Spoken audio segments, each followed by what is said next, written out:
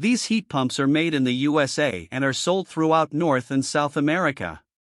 The HPX series units are basic forced air units with a stainless steel cabinet and cupronickel heat exchangers for durability.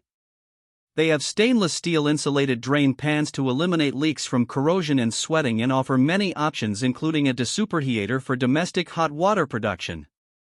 The warranty on this brand is about average for the industry, and they have an online store where they can be purchased by consumers, which results in a huge cost savings. The units have a relatively low efficiency with a 17 ER. They use R410A refrigerant, which is not as environmentally friendly as R32, and they use a standard 1-inch disposable filter which does not do much to improve the home's air quality. The brand does not offer models that qualify for the HvacRepairGuy Premium and Ultimate categories.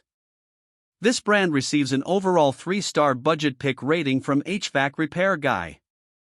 Please share your experiences with this brand in the comments section of the HvacRepairGuy YouTube channel.